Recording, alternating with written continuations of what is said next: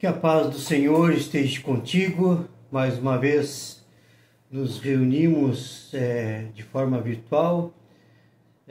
Semana que vem vamos estar de forma presencial novamente. Está sendo restabelecida as nossas condições de culto novamente. Mas nós estamos vivendo hoje o segundo domingo da Quaresma, um tempo de renovação, um tempo onde Deus nos chama a fazer tudo novo. E quando fala de renovação, não é renovar Deus, mas é renovar a nossa vida com esse Deus, que é sempre importante. Por isso hoje, meu irmão, minha irmã, queremos refletir e aprender 3 circunstâncias na Palavra de Deus que são ensinos preciosos para as nossas vidas. A primeira reflexão que vamos fazer é quantas vezes achamos que não é para nós a promessa, ou achamos que não é para nós as bênçãos de Deus. Isso nós podemos aprender com Abraão, porque Deus fez uma promessa a Abraão, da sua descendência, que seria uma bênção. Isso nós vimos lá em Gênesis 12. Deus prometeu a Abraão um filho. Só que esse filho não veio no tempo de Abraão, ou seja, no tempo cronológico, o nosso tempo, mas veio no tempo de Deus, que é o Kairos. Mas Abraão, em certo momento, ele se questionou: será que a descendência é através do meu filho? E aí Deus anima Abraão a esperar nele. E eu compartilho inicialmente na nossa primeira reflexão a palavra de Gênesis, capítulo 15, do versículo 1 até o versículo 6, que nos diz assim: Depois desses acontecimentos, veio a palavra do Senhor a Abraão numa visão e disse: Não temas, Abraão, eu sou o teu escudo, o teu galardão será sobre modo grande. Respondeu Abraão: Senhor Deus, que me haverás de dar, se continuo sem filhos, e o herdeiro da minha casa é o Damasceno Eliezer? Disse mais Abraão: A mim não me concedeste descendência, e um servo nascido na minha casa será o meu herdeiro. A isso respondeu logo o Senhor, dizendo: Não será esse o teu herdeiro, mas aquele que será gerado de ti será o teu herdeiro. Então conduziu até fora e disse: Olha para os céus e conta as estrelas, se é que podes. Ele disse: Será assim a tua posteridade. Ele creu no Senhor e isso lhe foi imputado para a justiça. A promessa que Deus diz ali será cumprida, Abraão. E aí é interessante que ele leva Abraão para fora da sua tenda e diz: Estás olhando as estrelas? Tenta contar. Não dá. Assim será a tua descendência. E o que aconteceu? Abraão creu nesta promessa. Por isso a reflexão que fizemos no início, fazemos agora é: quantas vezes achamos que não é para nós a promessa? Quantas vezes achamos que não é para nós a bênção? Assim como Abraão, somos nós muitas vezes, duvidamos da promessa e da bênção. Por isso nós somos chamados a crer e a entender que sou eu, é você, somos nós. A segunda reflexão que queremos analisar é: quantas vezes e vós não quiseste? E assim eu compartilho também a palavra do Evangelho de Lucas, capítulo 13, versículos 33 e 34, que nos ajuda a entender. E a palavra nos diz assim: Importa, contudo, caminhar hoje, amanhã e depois, porque não se espera que um profeta morra fora de Jerusalém. Jerusalém, Jerusalém, que matas os profetas e apedreja os que te foram enviados. Quantas vezes quis eu reunir teus filhos, como a galinha junta os do seu próprio ninho debaixo das asas, e vós não o quisestes.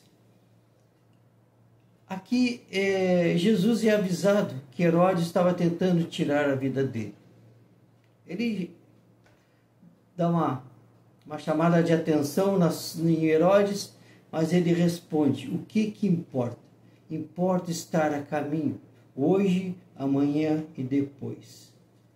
E ele diz: quantas vezes Jesus diz que queria reunir como uma galinha junto aos seus pintinhos, e aí o povo não quis. A reflexão que fazemos é: quantas vezes Deus deseja conduzir a nossa vida, e a resposta de Deus para nós é: e vós não quiseste. A terceira reflexão que queremos fazer é uma pergunta bem simples. Qual é a nossa desculpa? E assim somos auxiliados pela palavra de Deus do Evangelho de Lucas, capítulo 14, versículos 15 a 24, que nos diz assim: ora, ouvindo tais palavras, um dos que estavam com ele à mesa disse: bem-aventurado aquele que comer pão no reino de Deus. Ele, porém, respondeu: certo homem deu uma grande ceia e convidou muitos. A hora da ceia enviou seu servo para avisar aos convidados: vinde, porque tudo está preparado. Não obstante, todos a uma começaram a escusar-se. Disse o primeiro: comprei um campo e preciso ir vê-lo. Rogo-te que me tenhas por escusado. Outro disse: comprei 5 juntas de bois e vou experimentá-los. Rogo-te que me tenhas por escusado. E o outro disse: casei-me e por isso não posso ir.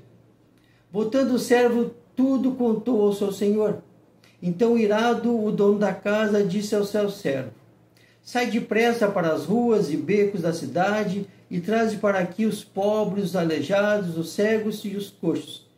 Depois ele lhe disse o servo: Senhor, feito está como mandaste, e ainda há lugar. Respondeu-lhe o Senhor: sai pelos caminhos e atalhos e obriga a todos a entrar, para que fique cheia a minha casa.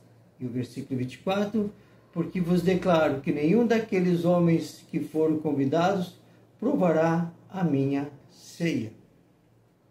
Novamente, a partir de uma pergunta, de um questionamento, de uma observação, Jesus aproveita e ensina sobre o seu reino. A observação é: bem-aventurado aquele que comer pão no reino de Deus. E aí Jesus ensina através de uma parábola. Ou seja, ele começa: certo homem. É claro que ele está dizendo que quando Deus convidar para o seu reino, e aí Deus convida muitos, e aí Deus vai dizer: vinde, porque tudo está preparado. E o que aconteceu? Todos os convidados tiveram uma desculpa para não ir na grande ceia. Desculpas falsas. Uma vez que ninguém compra sem ver o seu terreno, ou um recém-casado que deveria levar a sua esposa. E aí diz ali que o servo volta. Não vem ninguém. E aí o senhor diz ali, fica irado: então vamos convidar outros. Aí o servo volta: feito está, convidados novos, mas ainda há lugar. Então sai e convida mais, porque declaro que nenhum daqueles homens que foram convidados provará a minha ceia. Ou seja, o versículo 24 está remetendo para o versículo 15, que diz: ora, ouvindo tais palavras, um dos que estavam com ele à mesa disse-lhes: bem-aventurado aquele que comer pão no reino de Deus. Meu irmão, minha irmã, a chamada a grande ceia nos ensina que homens e mulheres não assumem as suas responsabilidades muitas vezes. No caso aqui de comparecer à ceia, por quê? Porque procuram desculpas. Preferem ver apenas coisas terrenas a esperar o reino de Deus. Por isso, quando a gente entende que o mais importante, como diz João 3,3, que é necessário nascer de novo, a palavra diz: a isso respondeu Jesus, respondeu a Nicodemos: em verdade te digo que se alguém não nascer de novo, não pode ver o reino de Deus. o mais importante é nascer, o mais importante é buscar o reino de Deus. Muitas vezes as desculpas preferem trabalhar, vivem para trabalhar e sabem que recebem de graça a graça. Tudo está preparado. É o Evangelho, é da graça, é a graça que basta. A graça que nos fala Efésios 2, versículos 8 e 9, que diz assim: porque pela graça sois salvos mediante a fé, e isso não vem de vós, é dom de Deus, não de obras, para que ninguém se glorie. Fica muito clara a palavra. Meu irmão e minha irmã, a questão é: o que preferimos? Preferimos buscar as coisas do mundo ou as coisas de Deus? Rejeitar o convite de Deus é uma decisão que durará toda a eternidade. A vida do reino de Deus depende de encher a casa. A palavra disse. Deus honra as pessoas com seu convite. E desprezar o convite é desonrar a Deus. Por isso a questão que a gente vai refletir para nós nessa nossa mensagem é: quantas vezes achamos que não é para nós? Entenda, tu és muito importante para Deus e para os propósitos desse Deus. Quantas vezes não queremos? Então, não deixe de buscar a Deus enquanto podemos achar. Reflita sobre a tua vida. Qual é a nossa desculpa? Aceite o convite de Deus para a tua vida. Por isso, Quaresma é um tempo de renovação. Que Deus te abençoe e te guarde, em nome de Jesus. Amém.